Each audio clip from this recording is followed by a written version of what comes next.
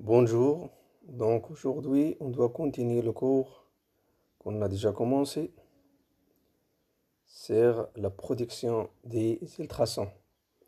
Donc on doit traiter ce qu'on appelle la bande passante d'un transducteur ultrasonore. Donc comme tout autre élément mécanique, le transducteur possède de par ses caractéristiques mécaniques, la dimension, densité, coefficient d'élasticité, une fréquence de résonance propre. Donc on pense ici à la résonance propre d'une corde de guitare par exemple. Ça veut dire, prenons un guitare, lorsqu'on tape une corde de ce guitare-là, puis on arrête, on voit que la corde commence à vibrer, mais il ne s'arrête pas instantanément.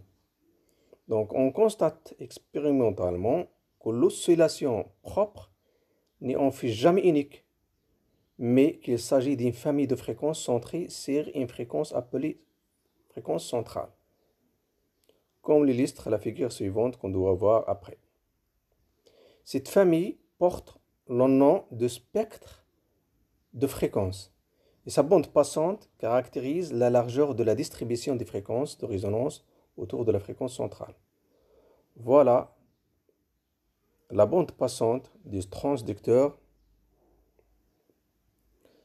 qu'on voyait dans ce schéma-là. La bande passante du transducteur est égale à F2 moins F1. Ça veut dire cette fourchette-là. Donc l'ensemble des fréquences qu'on peut y avoir par cette sonde, il est constitué par cette cloche.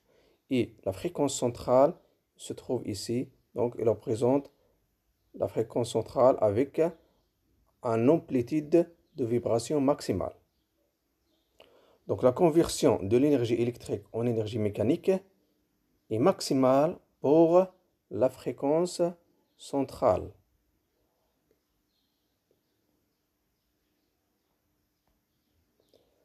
Ici, on a un ensemble de sondes qui permet de donner des bandes passantes différentes. Donc on a trois schémas A, B, C qui représentent trois exemples de bandes passantes de sondes de qualité différente. À gauche, ici, ça veut dire en A, on a une bande passante avec un rendement moyen. À la partie moyenne, on a une bande passante moyenne avec un haut rendement. Ça veut dire rendement de conversion de l'énergie électrique en énergie ultrasonore. Ici, une bande très étroite avec un mauvais rendement. Donc, on comprend dès lors qu'il est nécessaire d'utiliser une tension alternative dont la fréquence coïncide avec la fréquence centrale du cristal piézoélectrique pour que le rendement électromécanique de la sonde soit optimal. La fréquence ultrasonore émise correspond alors à la fréquence de la tension alternative de l'alimentation. Donc, si on alimente une sonde avec une fréquence du courant ou bien de la tension électrique bien définie, donc cette fréquence-là, c'est elle qui prend le nom de la fréquence centrale des ondes émises. Et donc, de cette fréquence centrale émise, c'est celle qui représente le maximum de transfert d'énergie. Ça veut dire du rendement maximal de la conversion d'énergie électrique en énergie ultrasonore. Donc, le fait de dire qu'une sonde présente une fréquence donnée, ça veut dire on se rapporte à la fréquence centrale.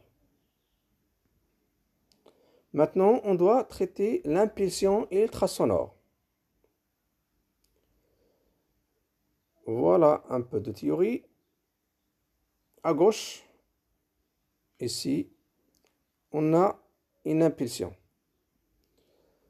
C'est une impulsion, donc elle est représentée par le voltage en fonction des temps. C'est une impulsion, bref. Cette impulsion, lorsqu'on utilise la transformée de Fourier, ça veut dire on essaye de chercher quelles sont les fréquences qui se trouvent à l'intérieur de cette impulsion qui est bref. il faut le voir sur le schéma de droite, on voit qu'il contient un ensemble de fréquences qui est plus important, qui est représenté par cette cloche. Et il représente une fréquence centrale dont l'amplitude est maximale. Puis, d'autres fréquences, mais leurs amplitudes sont faibles, qui se trouvent là de manière latérale. Donc, ce qu'il faut retenir, une impulsion ultrasonore, ça peut contenir plusieurs fréquences avec une fréquence centrale. Prenons par exemple une sonde ultrasonore. Cette sonde-là, elle émet des impulsions. Voilà l'impulsion 1, l'impulsion 2, l'impulsion 3. Et entre deux impulsions, il y a un temps dans lequel la sonde n'émet aucune impulsion. Donc, prenons une unité de temps. Le nombre d'impulsions par unité de temps, dans cet exemple-là, on a combien d'impulsions? On a 3. C'est ça ce qu'on appelle le PRF, Pulse Repetition Frequency. Donc, c'est la fréquence de répétition de l'impulsion. Pulse Repetition Frequency. Donc, c'est un facteur qui permet de caractériser l'émission des sondes échographiques en matière d'impulsion ultrasonore. Maintenant, on doit détailler un petit peu l'effet de l'impulsion ultrasonore. Prenons par exemple une cloche. Une cloche ici. L'impulsion idéale en mode échographique est ample et bref. On pratique les oscillations secondaires des cristals, prolonge et dégrade la résolution axiale. Donc l'idéal serait une impulsion très brève, mais le transducteur sollicite de l'impulsion électrique qui lui est adressée présente des oscillations secondaires. Il résonne comme une cloche. Voilà un exemple. On a deux graphes, celui de gauche et celui de droite. Celui de gauche, on a quoi? Une impulsion idéale. Ça veut dire que c'est une impulsion qui est bien localisée dans le temps. Il se trouve ici, donc il est représenté par une seule barre. Donc il est représenté par l'intensité en fonction du temps. Donc il est très bref, c'est idéal. Mais en pratique, on ne peut pas y avoir des impulsions idéales, mais on doit y avoir des impulsions qui présentent un ensemble des oscillations, mais qui sont limitées dans l'espace, dans le temps. Par exemple, prenons une cloche. Lorsqu'on frappe une cloche, puis on arrête, on voit que la cloche, elle émet du son, mais il continue à vibrer avant de s'arrêter. C'est pour cela qu'on a ce qu'on appelle une impulsion bref, mais n'est pas idéale. C'est la même chose pour les sondes d'échographie. La pièce piézoélectrique, lorsqu'elle est alimentée par une différence de potentiel, on a dit quoi? On a dit que, alternatif, on a dit que l'impulsion, on a dit que la pièce piézoélectrique, elle commence à vibrer. À vibrer, donc il émet des ultrasons sous forme d'impulsion. Mais ce n'est pas d'une manière idéale, ça veut dire qu'il n'émet pas rapidement puis il s'arrête, mais il émet des ultrasons tout en continue de se vibrer avant de s'arrêter. Donc il prend un certain temps avant l'arrêt. C'est pour cela qu'il permet de vous donner une impulsion sous cette forme-là. Voilà ce qu'on cherche. Il faut que cette impulsion-là doit être très brève. Donc comment? Ça veut dire qu'il faut se rapprocher de l'idéal. Comment on doit faire ça en pratique? Donc on a des astuces. On doit jouer sur la fréquence. Le fait d'augmenter la fréquence, on a l'impulsion, elle est comment? Elle est très brève par rapport aux basses fréquences. Le nombre d'oscillations, ici, il est plus important que dans l'image de gauche. C'est pour cela donc la durée de l'impulsion à gauche est plus importante que la durée de l'impulsion à droite. Donc l'utilisation d'une plus haute fréquence d'émission permet d'obtenir une impulsion bref, donc une meilleure résolution axiale. Donc la durée de l'impulsion ultrasonore détermine la résolution axiale et en premier lieu liée à la fréquence. Pour un même nombre d'oscillations, 4,5 cycles sur ce schéma, la durée de l'impulsion est en effet plus brève si la fréquence est plus élevée. Donc, une meilleure résolution spatiale en échographie, surtout axiale,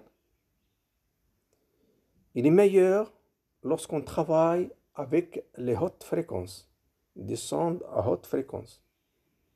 Ça veut dire que c'est la capacité de distinguer deux points proches dans l'axe de propagation des faisceaux. Plus ces deux points sont très proches, pour qu'on puisse les distinguer, il faut utiliser les hautes fréquences. Pourquoi? Car les hautes fréquences permettent de donner des impulsions qui sont très brèves. Et si elles sont très brèves, on peut distinguer ces deux points qui sont très proches. Ça veut dire une meilleure résolution axiale.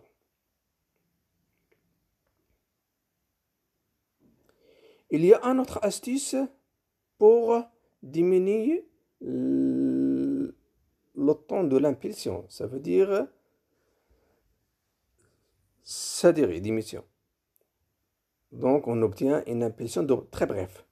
On doit utiliser l'amortissement. Ça veut dire amortir les impulsions. Donc, l'image de droite, ici, c'est une oscillation très amortie par rapport à l'impulsion de gauche qui est une oscillation non amortie.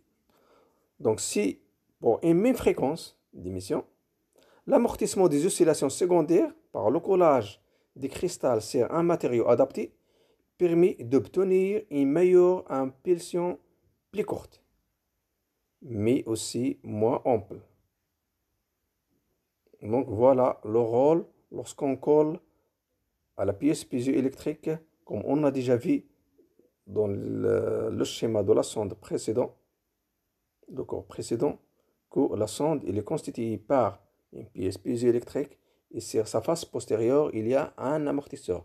Cet amortisseur, on a dit, il joue deux rôles. Premièrement, il permet quoi? De limiter le rayonnement ultrasonore vers l'arrière. Et deuxièmement, on l'utilise pour amortir la vibration de la pièce piézoélectrique et donc obtenir une impulsion ultrasonore bref. Donc on doit revenir un petit peu en arrière pour voir tout ça. Dans l'exemple de la sonde qu'on a déjà étudié, pour voir l'amortisseur. Voilà, c'est ici. Donc ici, c'est l'amortisseur. C'est la partie arrière, le matériau d'amortissement. C'est lui qui permet d'amortir la vibration du transducteur. Donc on continue notre cours.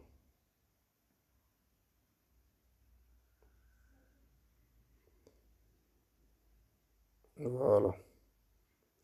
Donc la qualité des matériaux amortisseurs sur lesquels il est collé permet de limiter ces oscillations secondaires. Mais toute la difficulté est de les limiter sans étouffer le son. Ça veut dire sans diminuer son intensité. Et ça rentre dans les secrets de fabrication dans ce domaine par les sociétés qui travaillent dans la fabrication des sondes. Voilà, ici.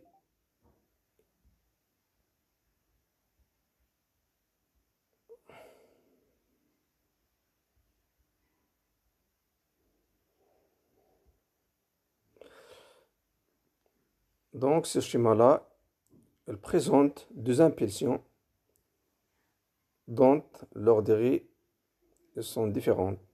Voilà une impulsion qui est un petit peu, sa durée taux, elle est importante par rapport à une impulsion qui est très bref. Donc, cette impulsion-là, dont la durée elle est légèrement importante, donc on voit, si on le décompose en fréquence, on voit qu'il a quoi? Il a une fréquence centrale, mais avec une bande passante étroite. Par contre, l'impulsion est très bref, taux il est un petit peu inférieur au taux de schéma 1. Donc on voit que la quantité de fréquences, ou bien l'ensemble des fréquences qu'il contient, est un petit peu élevé autour d'une fréquence moyenne. Donc pour obtenir une résolution satisfaisante, les impulsions ultrasonores doivent être aussi brèves que possible. Donc c'est comme ça. Donc ce type d'impulsion, ça permet de donner une bonne résolution spatiale. Les impulsions ultrasonores doivent être aussi brèves que possible, de la nécessité d'amortir les oscillations des transducteurs. Donc l'amortissement des oscillations secondaires des transducteurs, résonance, permet de raccourcir la durée de l'impulsion et d'améliorer la résolution axiale, spatiale axiale. Une impulsion ultrasonore plus courte présente un spectre de fréquence plus large qu'une impulsion longue. C'est ici. Le spectre, il est comment? Il est plus large. L'amélioration de la résolution est rendue possible par l'émission et à la réception d'impulsions ultrasonores brefs, implique donc le recours à une sonde ultrasonore bénéficiant d'une large bande passante. Ce sont des sondes à large bande. Les sondes à large bande utilisent les impulsions brefs. Ça veut dire leur temps il est très court. Voilà ici un autre schéma qui permet la comparaison entre ces deux types de sondes. Donc l'amortissement des oscillations des cristals permet d'obtenir des impulsions plus brèves, donc une meilleure résolution spatiale, mais avec un spectre de fréquence plus large. Ici, voilà, le spectre de fréquence est plus large par rapport à la sonde dont l'impulsion il est un petit peu, n'est pas très bref. Qui est toujours la fréquence, c'est la fréquence centrale, et les mêmes pour les deux sondes, mais la bande passante pour la sonde en rouge elle est plus importante que la bande passante de la sonde en vert. Donc la construction des sondes à large bande passante est donc un enjeu majeur de recherche et de développement. L'élargissement de la bande passante se fait au détriment de la sensibilité. Donc le fait d'élargir la bande passante de notre sonde, on voit que la sensibilité ou bien le facteur de qualité il est diminué par rapport à une bande passante étroite dont le facteur de qualité il est plus important. Donc l'élargissement de la bande passante se fait au détriment de la sensibilité, ce que doit compenser par le choix des matériaux piezoélectriques. Donc cette diminution du facteur de qualité, donc on doit le compenser pour avoir un meilleur facteur de qualité, c'est d'augmenter ou bien de bien jouer sur la qualité des matériaux avec lesquels on fabrique les sondes. Soit on utilise des céramiques, des polymères, des composites, et ainsi de suite. Donc pour obtenir une sonde avec une sonde à bande passante large avec un meilleur facteur de qualité, il faut ajouter ou bien il faut bien choisir le matériau de la pièce piézoélectrique avec laquelle on travaille, en plus de l'amortissement qu'on utilise pour les sondes.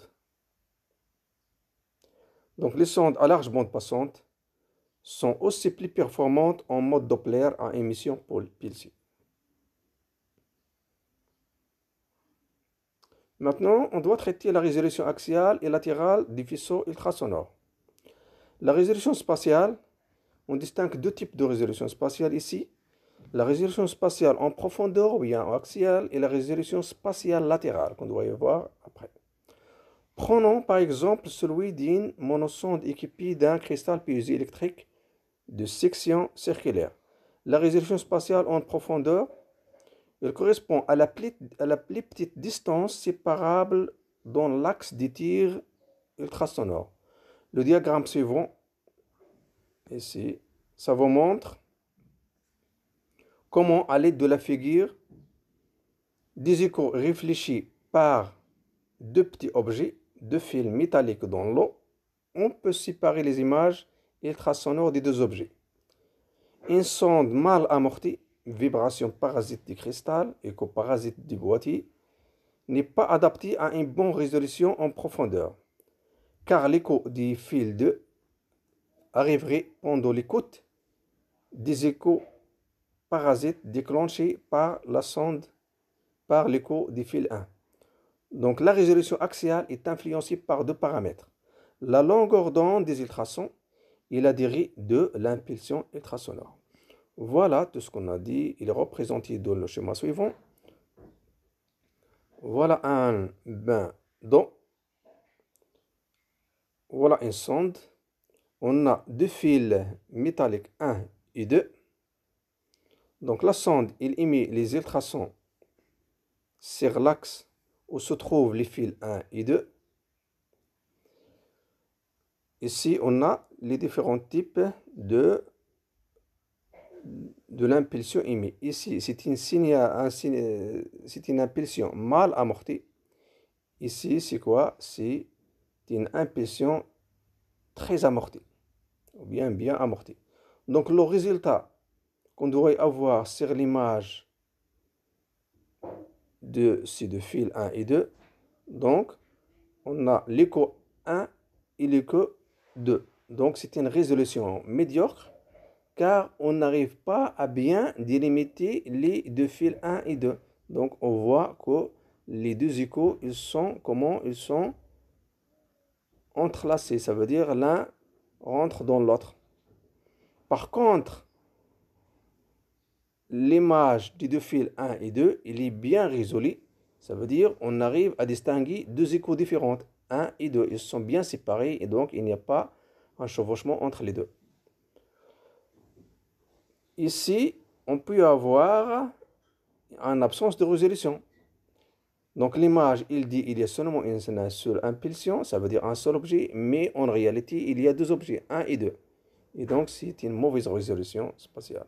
Tout ça, il dépend de quoi? Il dépend de la durée de l'impulsion et il dépend aussi de la fréquence de l'impulsion. Plus la fréquence de l'impulsion est importante, plus l'écho est bien résolu, ça veut dire l'image permet de distinguer les objets qui sont très proches.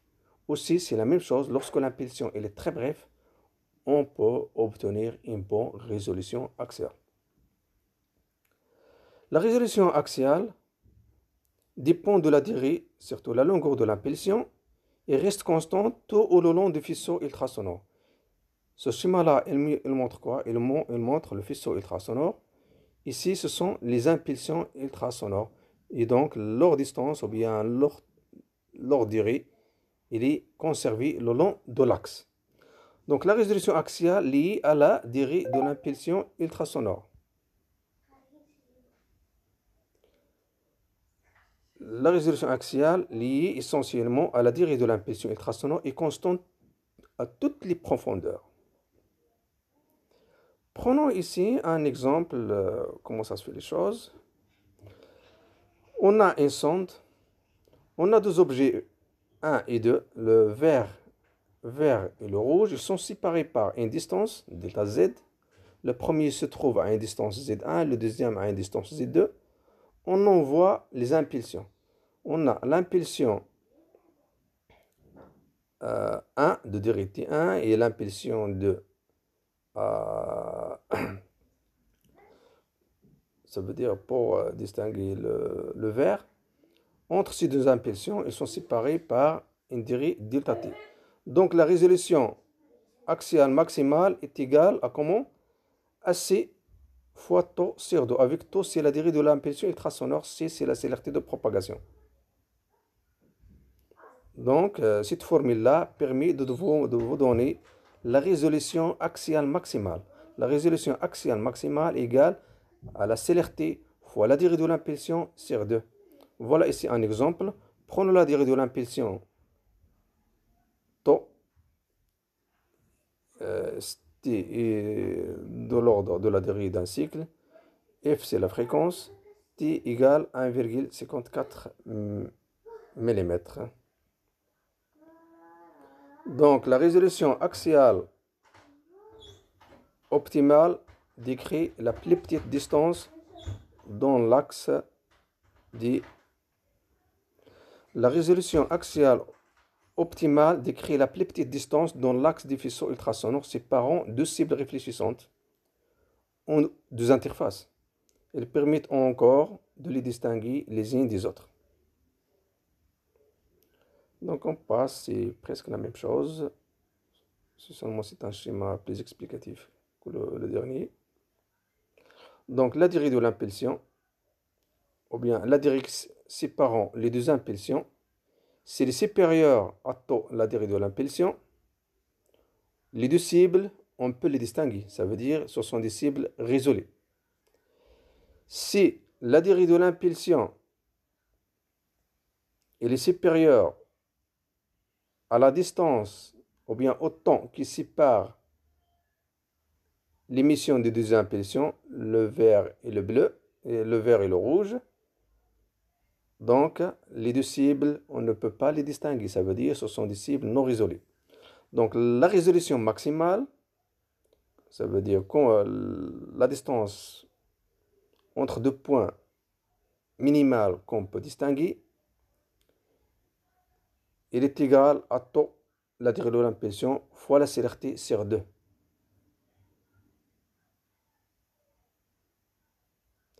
Donc, un exemple numérique, la résolution maximale étant égale à 6 fois tau sur 2 pour une durée d'impulsion de l'ordre d'un cycle, la résolution maximale serait ainsi C sur 2F, soit 0,77 mm, avec une fréquence de 1 MHz, ou bien 0,077 avec une fréquence de 10 MHz. Donc plus on augmente la fréquence, plus la résolution spatiale est meilleure. Ici pour 0,077 pour 10 MHz, par contre ici égale 0,77 pour 1 MHz. Donc il y a ici l'effet de la fréquence. Voilà, ici c'est la même chose. Prenons deux interfaces proches, ne peuvent être résolues que si la durée de l'impulsion est inférieure à la distance qui les sépare. Donc on a ici deux objets, ils sont bien distinguables car on travaille avec des impulsions brefs. Par contre ici ils sont chevauchés vu que les impulsions ils sont amples avec une durée tau qui sont importantes. Donc selon l'axe des faisceaux, deux interfaces proches l'une de l'autre ne peuvent être distinguées que si la distance qui les sépare est supérieure à la durée de l'impulsion ultrasonore. Dans le cas contraire, leurs échos se superposent et ne sont pas dissociables. Si par contre la durée d'impulsion est significativement inférieure à la distance séparant les deux interfaces, celle-ci génère les échos bien distincts. Donc tous ces schémas-là, tous ces diapos qu'on a déjà dit, toujours ils parlent presque de la même chose. Seulement, on essaye d'apporter des exemples pour que vous puissiez comprendre l'effet de la durée de l'impulsion. Donc, on a ici, la résolution axiale est inversement proportionnelle à la durée de l'impulsion. La fréquence d'émission étant le premier facteur déterminant la longueur de l'impulsion. La résolution axiale est donc meilleure avec les sondes de haute fréquence. Cependant, la qualité de fabrication de sondes, notamment en ce qui concerne le matériau d'amortissement, en arrêt de transducteur, est aussi déterminant. Donc c'est un élément très important pour l'amortissement de la vibration des pièces piézoélectriques. Donc, il joue un rôle très important dans la résolution axiale. Ça veut dire dans la capacité de distinguer deux points proches ou bien deux éléments proches à l'intérieur du corps humain. La résolution latérale dépend du nombre de lignes et donc c'est les sondes électroniques du nombre de transducteurs élémentaires constituant la sonde. On a déjà dit qu'une sonde ne contient pas seulement un seul transducteur, mais un ensemble des transducteurs qui sont posés l'un à côté de l'autre. On peut aller jusqu'à, par exemple, 200 transducteurs sont juxtaposés l'un à côté de l'autre. Et chaque transducteur, il est alimenté par un courant électrique bien déterminé. Et donc, il émet un rayonnement bien déterminé. Et donc, l'ensemble des transducteurs qu'on a sur une sonde, donc, il joue un rôle sur la résolution axiale qu'on doit avoir après dans les prochains diapos. Prenons par exemple sur les sondes à balayage convexe ou bien sectoriel qu'on doit y avoir. Ça, ne nous cassez pas la tête avec ça, on doit l'avoir après. Toujours revenons à tout ce qu'on a déjà dit, comme dit un récapitulatif de tout ce qu'on a dit. C'est l'impulsion intrasonore. L'impulsion intrasonore et résolution. Sur ce schéma-là, on a une impulsion bref. Il donne quoi? Il donne une bonne résolution axiale, mais un médiocre rapport signal-bruit. Pourquoi rapport signal-bruit il est faible? Car on a dit que lorsqu'on a une impulsion bref, on a quoi? Il contient quoi? Lorsqu'on fait la décomposition en fréquences, on dit qu'il contient beaucoup de fréquences, donc c'est une bande qui est large. Et on travaille avec une fréquence centrale. Ouais, mais à la réception, il y a beaucoup de fréquences qu'on peut recevoir autour de la fréquence centrale.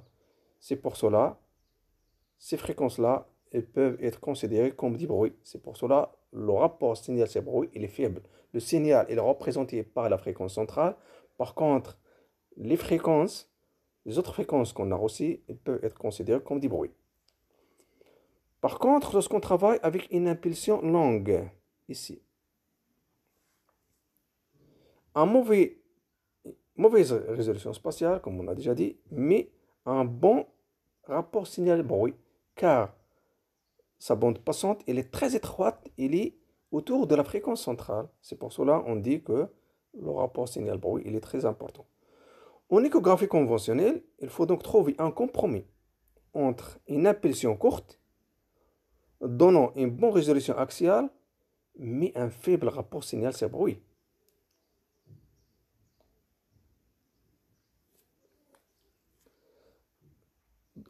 Et une impulsion plus longue donnant un bon rapport signal-bruit. Donc il faut trouver le compromis.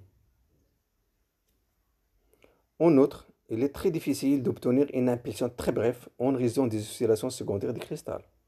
En pratique, les impulsions les plus courtes sont obtenues avec les cristaux les plus haute fréquence.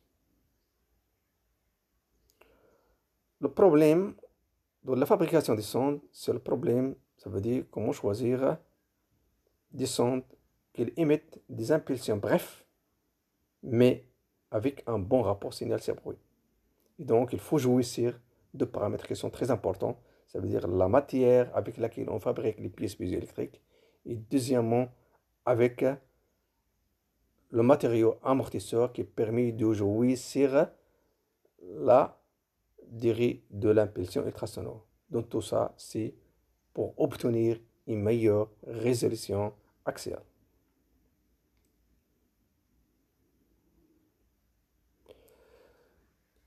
Ici, toujours, c'est un complément du dernier diapo. Pour les hautes fréquences, on a l'impulsion bref. Ici. Il permet de donner quoi? Une très bonne résolution axiale, mais un médiocre rapport signal-bruit et une faible profondeur d'exploration. Par contre, ici en bas, une impulsion plus ample, toujours à la même fréquence. La fréquence est conservée, Une bonne résolution axiale, bon rapport signal-bruit, mais on a des effets biologiques. Donc la différence ici, c'est la même fréquence. On a toujours les impulsions, mais c'est des impulsions, ils se diffèrent par l'amplitude de l'impulsion. Ici, c'est une amplitude qui est faible. Par contre, ici, une amplitude qui est importante. Donc, du point de vue de la qualité de l'image, c'est une bonne résolution axiale, le bon rapport signal-bruit ici, mais le problème, c'est un effet biologique qui sera très important, car il doit transférer une puissance qui est importante. Il y a aussi un autre problème, c'est quoi? C'est les faibles profondeurs d'exploration. Plus on augmente la fréquence, plus la profondeur d'exploration sera faible, car les ultrasons s'atténuent rapidement en fonction de la distance lorsque la fréquence augmente. Donc, pour explorer par exemple un abdomen, si on utilise la haute fréquence, on ne peut pas voir les zones qui sont éloignées de la peau. Donc, il faut travailler avec les basses fréquences.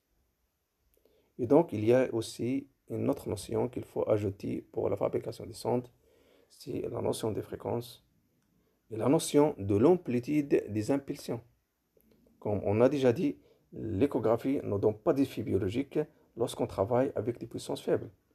Le fait d'augmenter la puissance des impulsions ultrasonores, donc il y a un risque biologique pour les êtres humains. Donc avec une sonde de plus haute fréquence, on peut obtenir une impulsion très brève, mais cela au détriment des signaux bruit. On peut naturellement augmenter l'intensité émise, mais on se heurte alors aux limites proposées par le risque de l'effet biologique. Ce sont la réglementation et les normes qu'il faut respecter.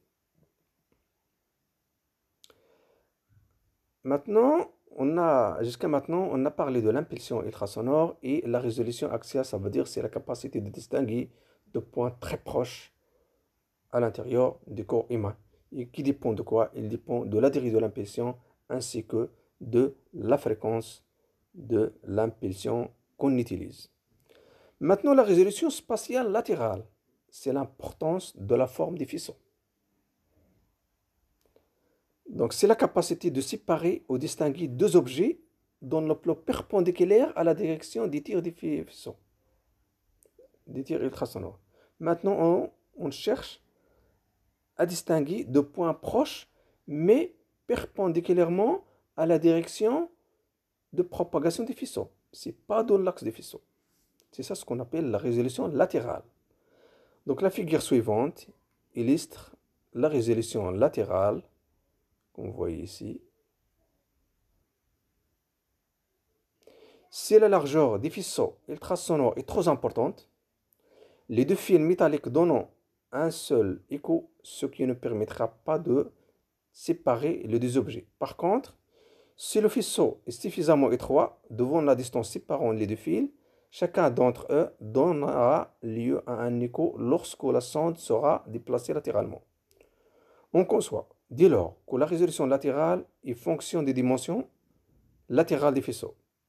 Celles-ci sont dépendantes de la fréquence des ultrasons, de la géométrie des cristals et de la distance aux profondeurs à laquelle on veut analyser la résolution latérale. Afin d'améliorer la résolution latérale, on a développé ce qu'on appelle la focalisation des faisceaux ultrasonores. Donc voilà l'expérience suivante. On a un bassin d'eau, on a une sonde qui se déplace latéralement au-dessus de la surface supérieure du bassin. Il y a émission des ultrasons. On a deux fils qui sont disposés latéralement dans le bassin, fil 1 et le fil 2. La largeur des faisceaux est représentée ici. Donc, si on utilise un faisceau large, on voit quoi? Le résultat, il est ici. Le résultat, on en voit seulement un seul écho, un seul pic qui représente les deux objets 1 et 2. Ici, 1 et 2. Donc, le faisceau, il englobe les deux fils. Donc, automatiquement, il vous donne un seul pic. Donc, on n'arrive pas à distinguer ces deux objets, vu que le faisceau il est très large. Si le faisceau de résolution il est étroit,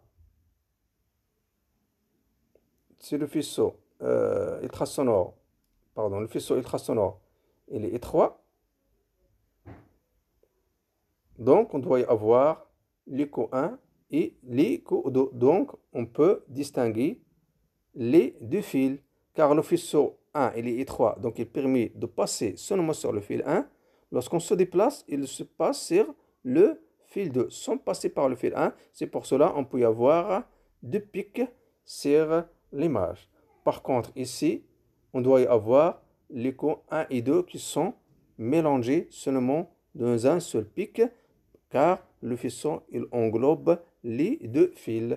Et ça, c'est ce qu'on appelle la résolution latérale. Ça veut dire la capacité de distinguer deux fils disposés latéralement au faisceau ultrasonore.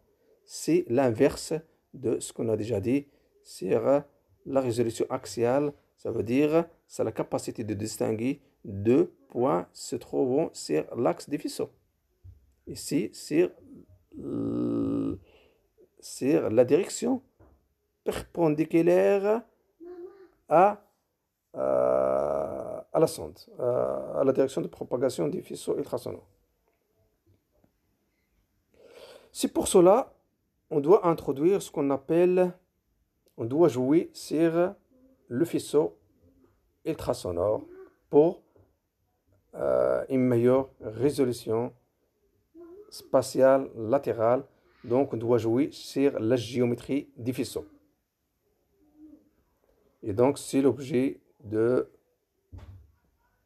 ce paragraphe-là, la géométrie des vaisseaux, qu'on doit étudier. L'objectif, c'est quoi? C'est d'obtenir un vaisseau qui est étroit,